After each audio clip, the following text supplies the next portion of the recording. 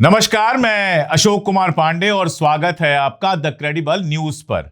जिस ओर जवानी चलती है उस ओर जमाना चलता है। आज जंतर मंतर पर जिस तरह की भीड़ देखी गई, पुलिस के सारे दमन के बावजूद, सरकार की सारी कोशिशों के बावजूद, जिस तरह से हजारों 30,000 से ज्यादा नौजवान कहा जा रहा है सड़क पर हैं, वो जिस तरह से देखी गई वो मोदी सरकार के लिए काफी दिक्कत पैदा करने वाली होगी। क्या कर रही है मोदी सरकार वो भी बताऊंगा आपको, लेकिन उसके पहले कि एक तरफ सड़क पर जनता है जो मार्च कर रही है लगातार संसद की तरफ, तो दूसरी तरफ संसद के अंदर राज्यसभा में विपक्ष के नेता मल्लिकार्जुन खड़गे जी ने पूरी ताकत के साथ, एक बुजुर्ग ने जवान आदमी की ताकत के साथ यह मुद्दा उठाया। और जब यह मुद्दा उठाया तो वही हुआ, सरकार हिल गई। जो अध्यक्ष साहब बैठे हुए थे वो उठकर चले गए और संसद को थोड़ी देर के लिए स्थगित कर दिया गया। 10 मिनट ज्ञान दिया प्रधानमंत्री ने खड़े होकर संसद के बाहर, और उसमें राहुल गांधी के 56 साल के युवा होने का मजाक भी उड़ा लिया। लेकिन कोई उनसे पूछे कि ये जो 20, 22, 24 साल के हजारों युवा उनके खिलाफ सड़कों पर उतरे हैं, और ये तो वो युवा हैं जो पहुंच गए हैं, जो नहीं पहुंच पाए हैं, जिनको कहीं मेट्रो में दबा कर रखा गया है, कहीं आने नहीं दिया गया है, कहीं बस के अंदर रोका गया है। अगर सबको जोड़ ले तो शायद 50,000 की संख्या क्रॉस कर जाएगी। 56 साल के युवा की चिंता में तो नरेंद्र मोदी की नींदें उड़ी हुई हैं, लेकिन ये जो 22-24 साल के युवा हैं जिन्होंने आपके शासन का सारा तमाशा देखा है, उनके बारे में कम से कम 2 शब्द तो बोल देते मोदी जी। 2 शब्द आपसे बोले नहीं गए। यह बताता है कि आपकी तानाशाही, आपका फासिज्म कहां पहुंच चुका है। आपको कोई फर्क ही नहीं पड़ता है, युवाओं पर लाठी पड़े, युवा आत्महत्या कर लें, युवा जान दे दें, आपके ऊपर कोई फर्क नहीं पड़ता है। तो जो 27 साल के युवाओं की नौकरी की बात कर रहे हैं, जरा ये भी सोचिए कि ये भी युवा अपने कैरियर और अपनी नौकरी के लिए सड़क पर हैं और आप खामोश बैठे हैं। एक और खबर यह आई कि नेहा जो आयशा की हैं और उनके साथ 2 लोग और जो बैठे हुए थे भूख हड़ताल पर, उन्होंने भूख हड़ताल तोड़ दी है। शबाना आजमी जी दिखाई दी, मनोज कुमार झा जी दिखाई दिए, कुछ और लोग दिखाई दिए, और ये लोग वहां पर गए थे। इन लोगों की अपील पर मैंने देखा पानी पीकर इन लोगों ने भूख हड़ताल तोड़ दिया। हालांकि पानी की जगह जूस पिलाया गया होता तो बेहतर होता, पानी तो ये लोग पी ही रहे थे। खैर, भूख हड़ताल टूट गई, ये बड़ी बात है। हमने भी अपील की थी, और जब हमने अपील की थी तब इनके यहां से मैसेज ये आया था कि सोनम वांगचुक जी जब जो कहेंगे तभी हम भूख हड़ताल तोड़ेंगे। अब सोनम वांगचुक जी ने इनसे कहा है कि नहीं कहा है मैं नहीं जानता, लेकिन इतना मैं जानता हूं कि कोई मांग तो नहीं सुनी गई। ना तो कोई सरकारी नेता आया इनसे बात करने के लिए, ना मोदी सरकार ने कोई आश्वासन दिया। सोनम वांगचुक ने अनशन तोड़ने के लिए 3 शर्तें रखी थीं कि सरकार शिक्षा व्यवस्था में बीते दिनों हुई चूक, जैसे पेपर लीक वगैरह की जिम्मेदारी ले। सिर्फ इतना, इसमें धर्मेंद्र प्रधान के इस्तीफे की बात नहीं है।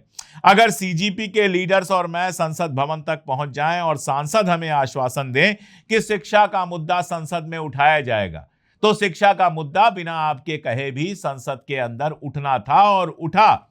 मल्लिकार्जुन खड़गे जी आपके कहने पर नहीं बोल रहे हैं, और कांग्रेस यानी मुख्य विपक्ष, समाजवादी पार्टी और बाकी पार्टियां लगातार नीट की लीक का मुद्दा उठा रही थी। आपसे क्या कहना है उनको मैं नहीं जानता। और अगर मेरी तबीयत खराब हुई और पार्टियों के सांसद नेता मुझसे मिलने आए, आश्वासन दिए, तो सरकार नहीं, धर्मेंद्र प्रधान का इस्तीफा भी नहीं, अब विपक्ष के नेताओं पर जिम्मेदारी है कि सोनम वांगचुक की भूख हड़ताल खत्म करें।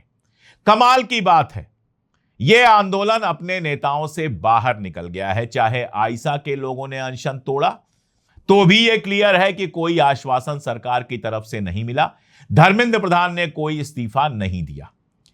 अभिजीत दीप के 1.5 दिन से हड़ताल पर थे, उन्होंने भी तोड़ दी भूख हड़ताल, और सोनम वांगचुक जी भूख हड़ताल तोड़ देंगे, इसकी खबर कल रात को ही उनकी पत्नी ने दे दी थी।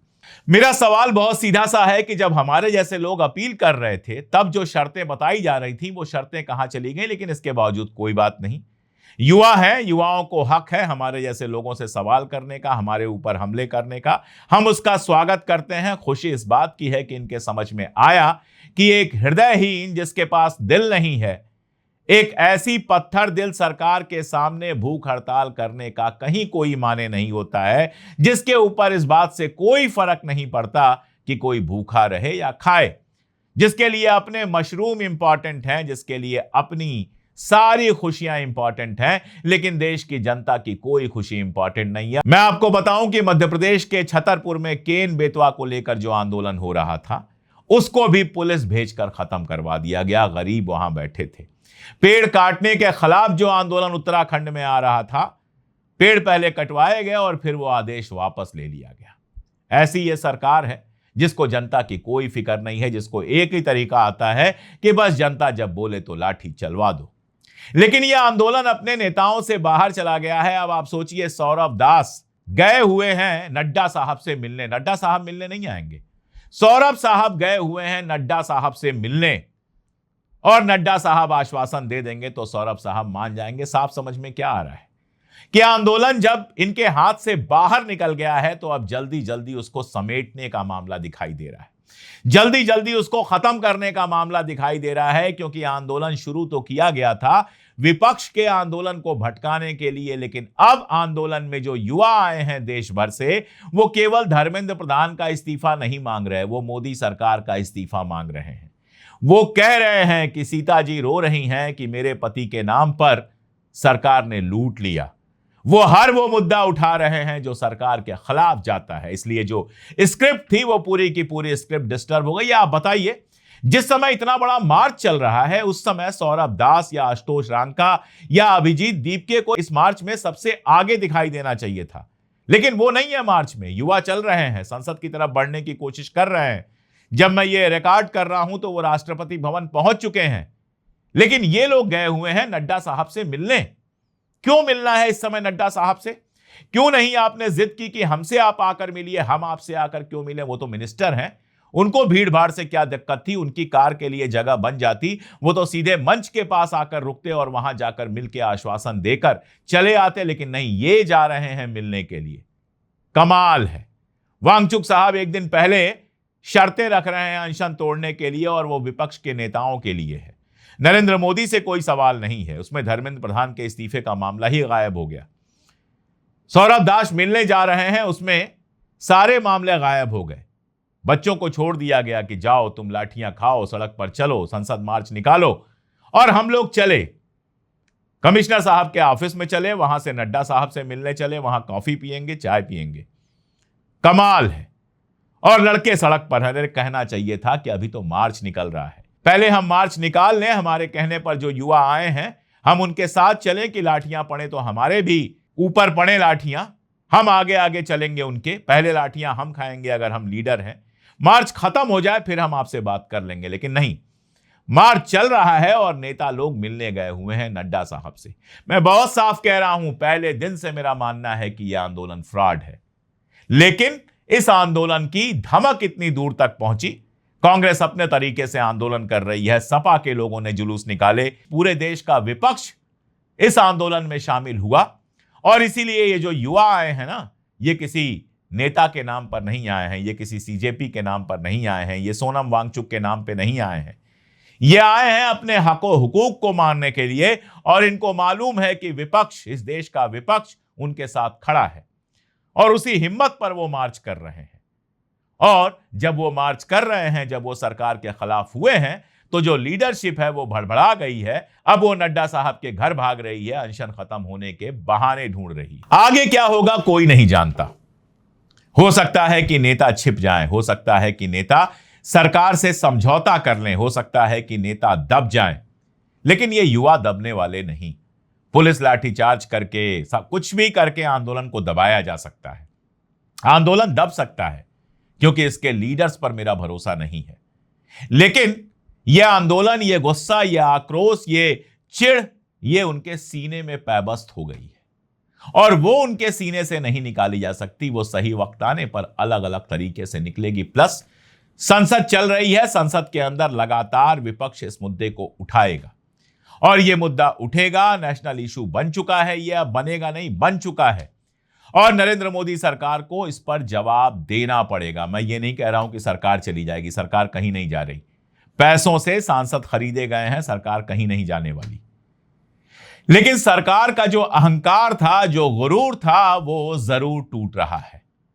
सरकार को जो लगा था कि हम दबाव देंगे तो कोई आएगा नहीं और सब भाग जाएंगे, वो टूटा है। ये जो बच्चे सड़क पर आए हैं, ये जो युवा सड़क पर आए हैं, ये देश की उम्मीद है। मैं इनकी ताकत, इनकी हिम्मत को सलाम करता हूं और मैं जानता हूं कि इनको दबाया जा सकता है आज, लेकिन हमेशा के लिए नहीं। और मैं जानता हूं कि इस देश के लिए बहुत शुभ है कि संसद के अंदर भी आवाज उठ रही है और सड़क पर भी आवाज उठ रही है। और संसद से सड़क तक धूमिल साहब की बड़ी प्रसिद्ध कविता है, वो संसद से सड़क तक कविता याद करने का वक्त है। संसद से सड़क तक विरोध की आवाज अहिंसक तरीके से गांधी के रास्ते पर चलते हुए गुंजाने का वक्त है। सरकार कितनी भी ताकतवर हो, सरकार के पास कितनी भी ताकत हो, जनता की आवाज के आगे वो ताकत टिकती नहीं है, जनता के आंदोलन के आगे वो टिकती नहीं है। किसान आंदोलन में कानून आपको वापस लेने पड़े और इस बार आप देखिएगा इसका असर बहुत लंबा होगा, जो तुरंत दिखाई भले न दे लेकिन लंबे दौर में आपको दिखाई जरूर देगा। आपको क्या लगता है कमेंट में जरूर बताइएगा। आज के लिए इतना ही, बहुत शुक्रिया।